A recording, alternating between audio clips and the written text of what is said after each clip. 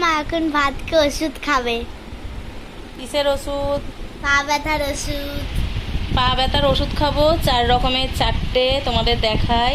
এই যে দেখতে পাচ্ছ 4 রকমের 4টে ওষুধ খাবো।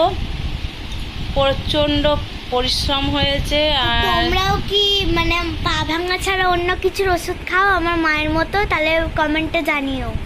আমার তো পা ভেঙে গিয়েছিল মোটামুটি, তোমাদের আশীর্বাদে এই পা জয়েন্ট হয়ে গেছে, চলছি পা নিয়ে সব কিছুই। কিন্তু প্রচণ্ড পায়ে ব্যথা হচ্ছে, পাটা ফুলেছে।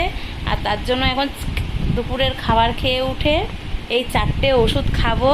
খাওয়ার শেষ পাতে তো রোজই ফল খাই, তারপরে এই আমটা খাবো, দিয়ে একটু রেস্ট নেব, একটু ঘুমো ঘুমো করবো। তো চলো, আম খাবে নাকি সেটাও চলেছে।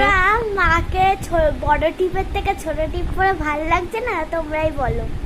বন্ধুরা বলো তো, আমার মেয়ে বলছে বড় টিপের থেকে ছোট টিপ ভাল লাগছে কিনা। এটা আমার ভাগনা কিনে দিয়েছে।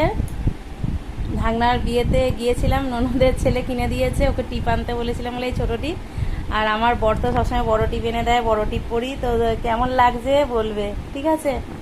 ছোট টিপে ভাল লাগে না বড় টিপে ভাল লাগে? তো আমার তো ছোট টিপেই মাকে দেখতে ভালো লাগে আমার মনে হয়। ওর ছোট টিপে ওর মাকে ভাল লাগে। তোমাদের কেমন লাগে? তো চলো টাটা, বেশি কথা বলবো না। মেয়েকে আমরা নিয়ে এখন শুয়ে পড়ি। আমরা এখন শুয়ে পড়ি। আর বিকেলে মা মেয়ে গানের ক্লাসে যাবো।